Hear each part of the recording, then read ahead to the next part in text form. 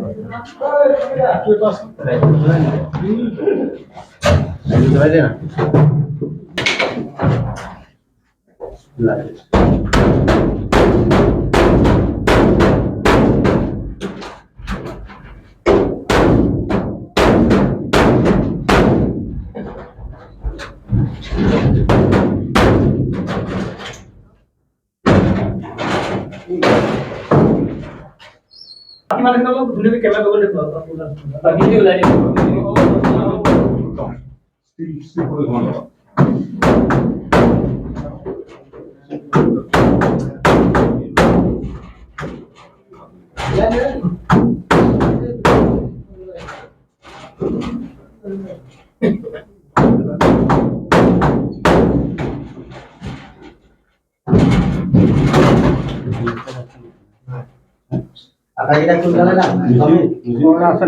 laptop tu desktop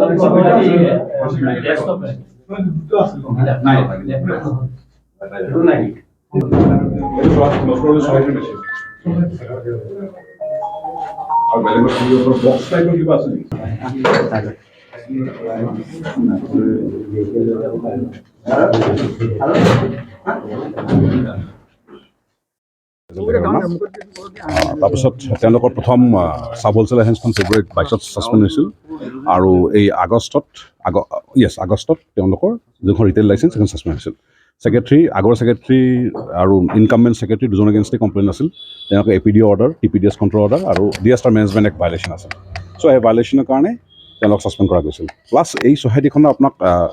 চাহাবে জনাই দিছিল যে তেওঁলোকৰ প্ৰচিডিউৰ মতে তেওঁলোকে হেৰি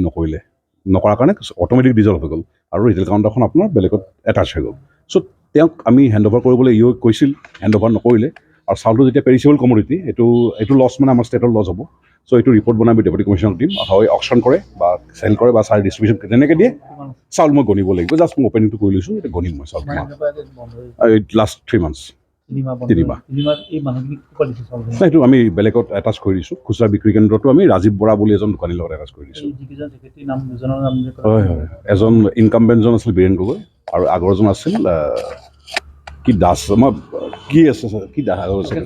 নহয় দলেৰ পিছজন ইয়াত এতিয়া নচলে ইয়াত আমি অকল আগতে যেনেকৈ আছিল মঞ্জুনাথ এতিয়া যেনেকৈ আছে সেনেকৈ থাকিব ছাছপেনশ্যনটো ভেলিড থাকিব তাৰ ইলেকশ্যন হ'ব ইলেকশ্যনৰ পিছত এখন কি চ'চাইটি কি ষ্টেপ হ'ব পিছত হ'ব এইটো যে অকশ্যন কৰিম বুলি কৈছে এইটো খাদ্য উপযোগী হ'লেহে অকশ্যন নহয় আমি এইটো ফুড ৰিপৰ্ট আনিম এইটো ইয়াৰ পৰা প্ৰথম আলমাৰীটোৰ মিনিমাম 70-80 বেগটো মই দেখাই পাইছোঁ ইয়াতে আহিছিলে কিমান না আহাৰ কথাটো নহয় আহাৰ সেইটো নাথাকে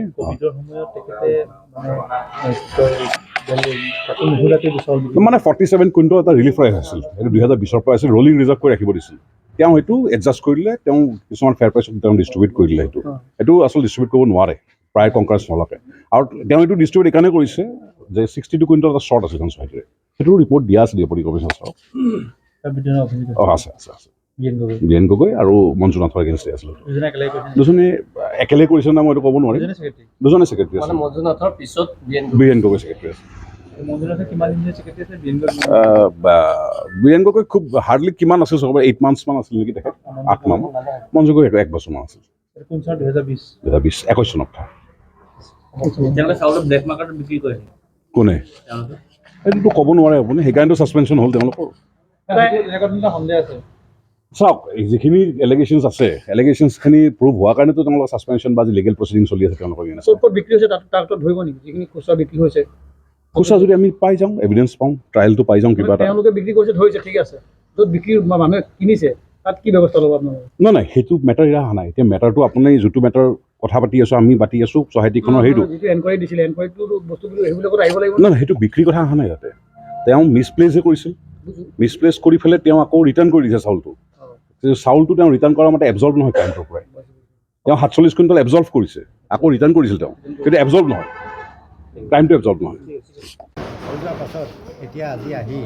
ইয়াত মানে আপোনাৰ মেজিষ্ট্ৰেট আহি পেলাই নতুনকৈ মানে